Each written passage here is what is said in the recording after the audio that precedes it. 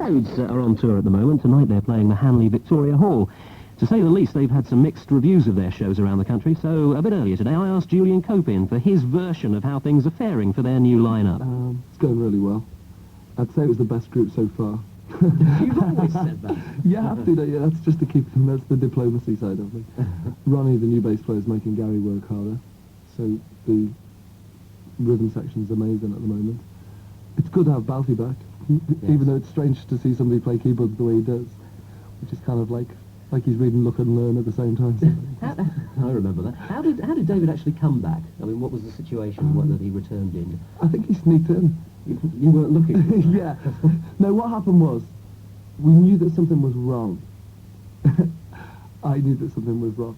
You were getting some mixed reviews, weren't you? Yeah. No, that wasn't that. I'm quite willing to say that most of the time when there's a lineup change, it is a fault of mine.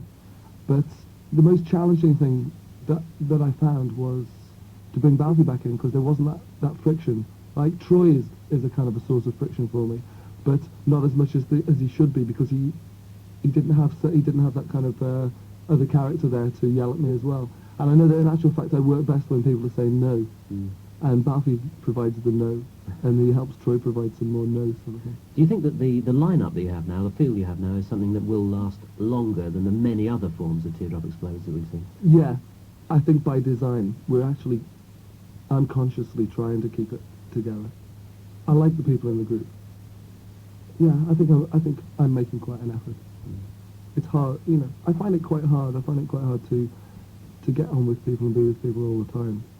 But then again, you know, I found that on the British tour, when it was becoming too much, I'd just go and sit on my own for a while. So I was okay.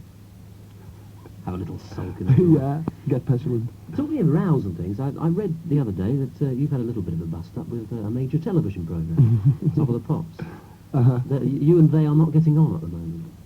No. Is it a misunderstanding or something? What's it all about? It's just Julian Cope frivolity, working against them as usual. They just heard that I was off my head when we did Top of the Pops, and they weren't too happy about it because it was in a paper. But then again, it's just me being flippant in papers. You say so many things. I mean, I don't know how many interviews I've done in the past year, and the amount of times I've been misquoted. I've said so many times, I just wish people could write in black and white irony, and people just don't seem to get it. Yes. They say, he said that. I think it's just perversity in writers saying, he said that. I can actually get him because it's a quote, but they can't say what intonation you have behind it. That's the great thing about radio, at least now. And you know the way I'm saying it. Do you want to put the record straight then, that it was a joke, whatever you said? Well, it was a kind of joke, yeah. I mean, we're always off our head. You know, we're always like, when I say I'm off my head, I mean, like, I've been off my head since I was 12, and it's nothing to do with, you know, with being drunk or drugged up the eyeballs. I'm just more bewildered by life in general. It annoys me because,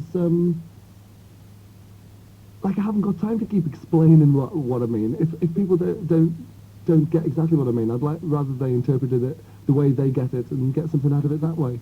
You know, like, I'm basically just quite a kid in lots of ways, and unfortunately, my job is in the position of a child sort of thing. So every so often I've got to be quite adult about it.